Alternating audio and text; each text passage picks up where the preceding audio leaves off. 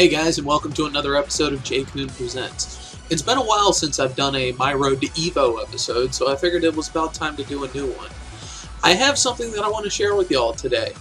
It's an article that was actually written by one of my friends by the name of Colin Anderson in the RVA Fight Club on Facebook, who's a big part of the Richmond fighting game scene.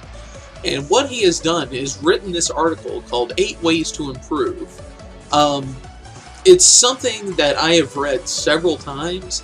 It is very informative, it is very inspirational, and I feel that all my fans out there that also want to be competitive in fighting games like I'm trying to be, should take a look at this article. So instead of sending people over to it and may not be able to find it, what I'm going to do, and I've had the permission from Colin to do this, is I'm going to post it up on here and read it to you.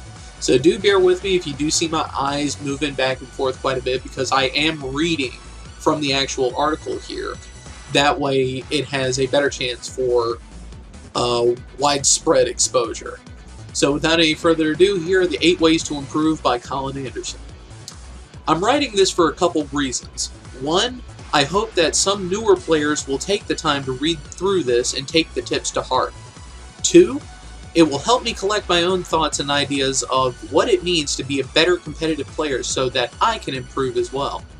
I'm writing this for myself, and I'm writing it for you. I am in no way, shape, or form an expert or an OG when it comes to fighting games.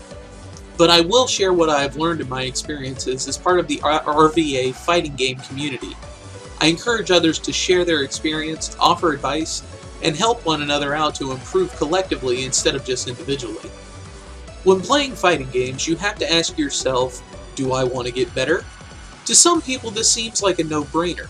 Of course you want to get better. But how actively are you trying to improve? It won't happen overnight. Ask any of the top players in our scene or nationally, and they'll tell you that they've gotten better due to hours of practice, playing better players, learning from their mistakes, and constantly challenging themselves to get better. That's the hunger to compete and improve that some players have and some players don't. So do you like playing fighting games occasionally with your friends, but don't quite have that discipline and control to be competitive? Here's a few tips to help. Number 1, use your resources. Back in the day, you learned about fighting games and strategies through magazines, through word of mouth, or the arcade. You had to seek out this information if you wanted to learn more about these games. I remember Tips and Tricks, GamePro, and EGM being my go-to source for learning combos or finishing moves, or what the hell a Hadouken was. Today there's an infinite amount of information out there for any game you could think of, from the most popular to the most obscure.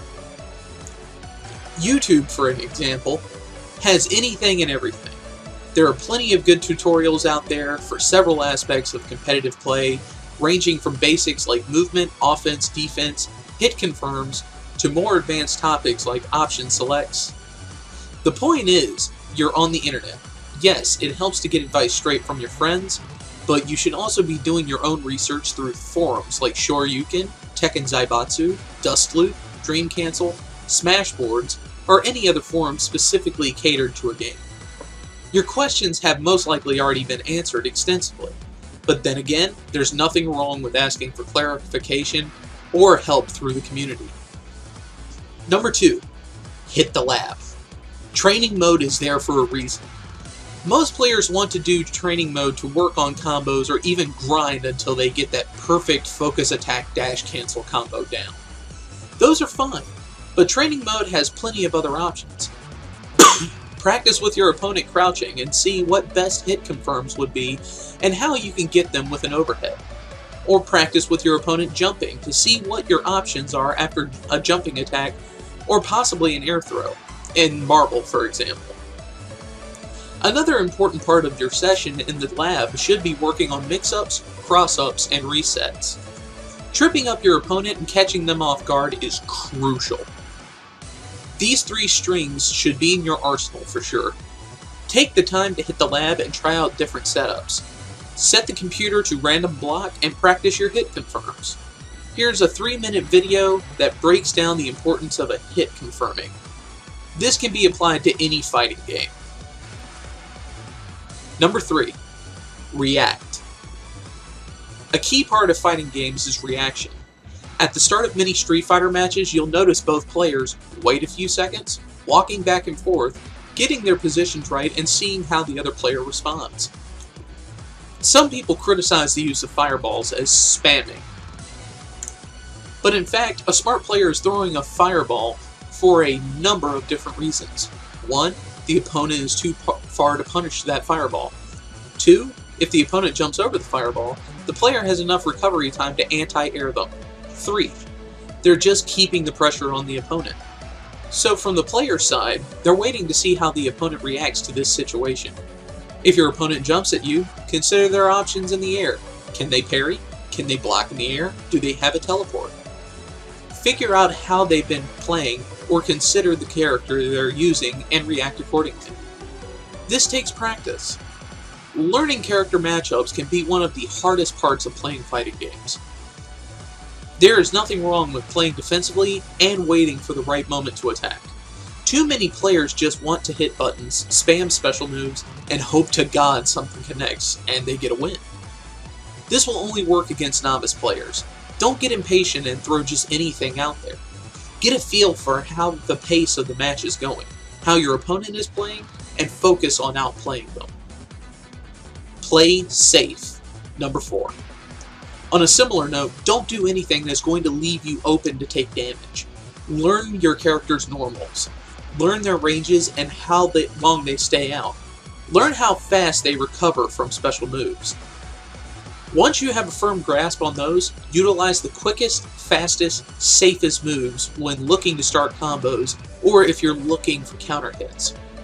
If you're knocked down and then waking up, you do not have to do a special on wake up, unless you're reacting to something so obvious that your opponent is doing.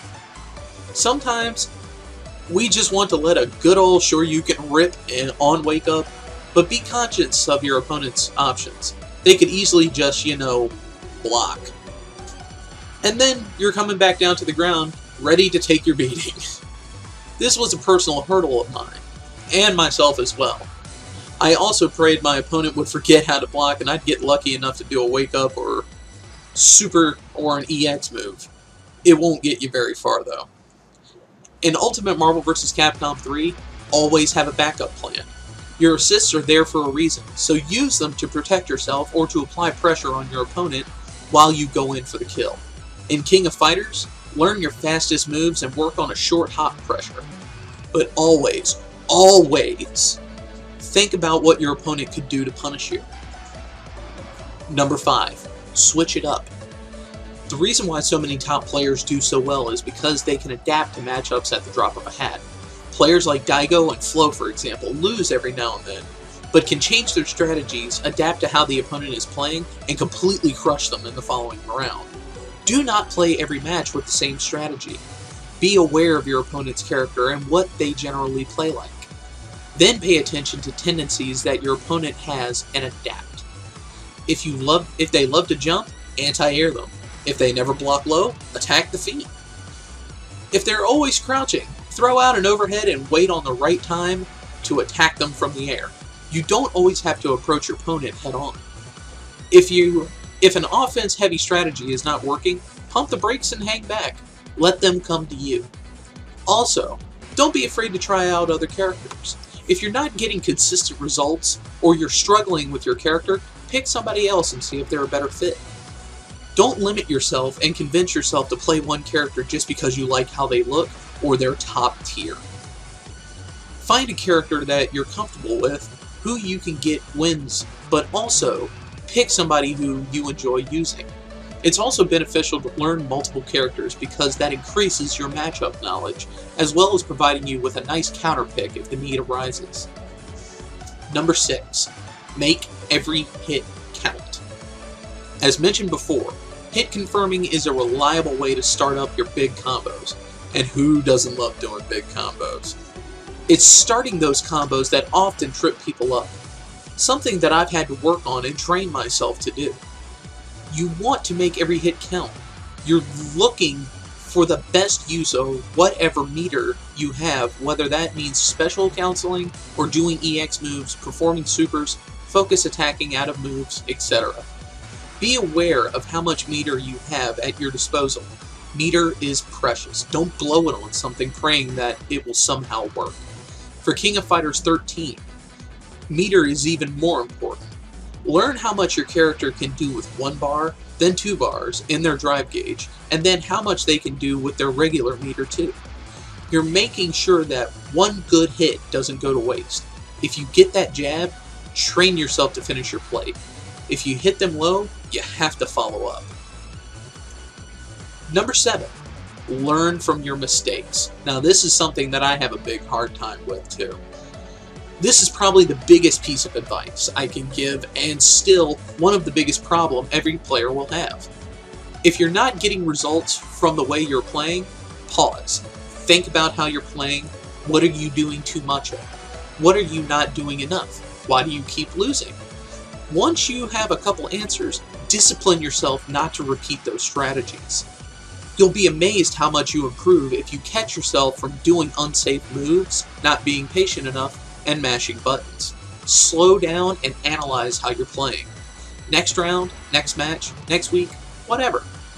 Make sure you don't do the same thing.